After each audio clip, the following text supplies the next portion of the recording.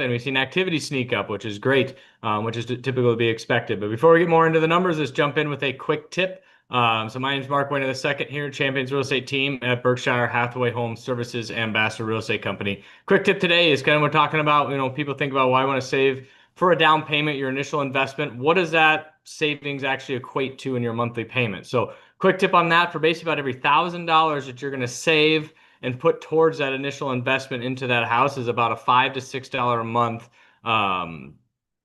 equates to $5 to $6 a month on your monthly payment. So if you save $1,000, that, puts that down, that's going to lower your monthly payment about $5 to $6. If you put $10,000 down extra, that's going to save about $50 a month. So that's one of those things I hear sometimes with my clients when I sit down and have a coaching session with them. They're saying, hey, we're ready to go, but we want to save a few extra pennies, get a couple extra $1,000 to put towards that down payment to help us with our monthly payment. And I said, well, do you know what that actually equates to?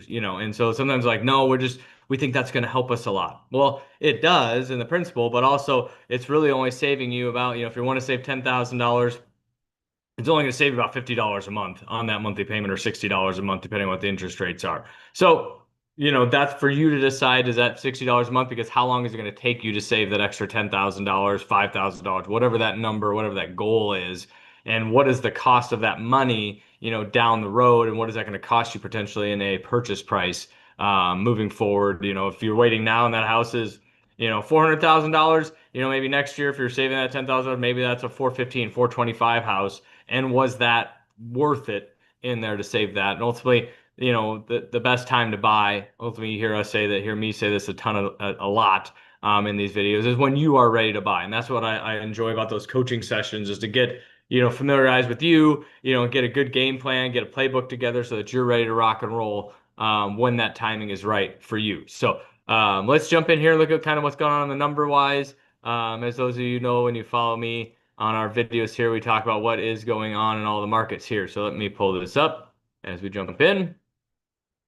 Uh, let's rock and roll. So this week we had 723 new listings go live in the Omaha and Lincoln MLS. We had 445 new contracts written, so basically homes that went pending. That you may see that on Zillow or our Berkshire side or our Champions Real Estate Team will say pending. That basically just means it went under contract. Sold homes jumped up a lot at that. So after the holiday weekend, we got 651 happy new homeowners for them. So awesome in that regard. So like I said, 723 last week.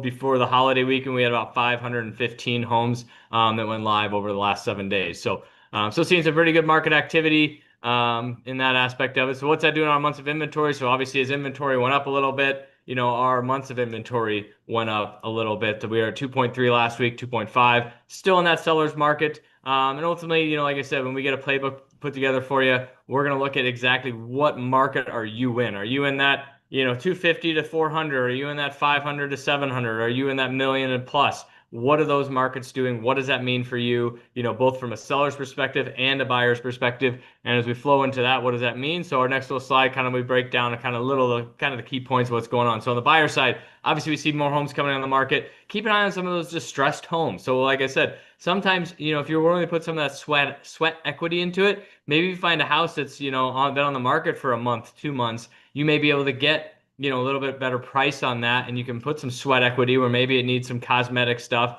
maybe it needs some larger repairs that you need, but it depends on what your skill set is, or maybe people that that have that skill set that can help you out with that. So that's one thing too, is keep an eye on those distressed properties. Is that obviously opportunities improving? Obviously, as we have more homes coming on the market, better opportunity there. So from a seller's perspective, our lower buyer activity over the holiday weekend picked up in there. So we're looking at kind of what the activity is doing in the market there. Strategy, same as the buyer strategy, seller strategy is very important, and that matters most, and not just, shotgun approach and just throwing it all out there and seeing what sticks to the wall. And obviously competition's returning, so we're getting houses on the market.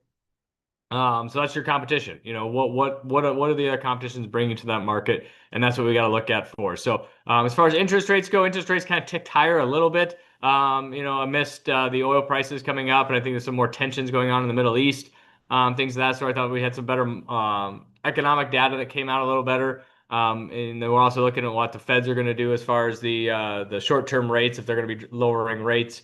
So all those things come into play. We'll keep an eye on those for you moving forward. So like I said, if you have any questions, comments, obviously we do these weekly videos. Reach out to us. Let's get a game plan together, whether that's buying or selling, and we will rock and roll from there. So I appreciate everybody jumping on. And like I said, last week. I apologize. I was under the weather, and you wouldn't want me to see me on a video. I was sore throat and everything, so it wouldn't have been very good. So, but other than that, I think we've only missed a handful of weeks. Videos over the I think 6 years we've been doing these videos. So appreciate you watching. If you have any content or anything you want us to bring up, any other special videos, reach out to us, direct message me.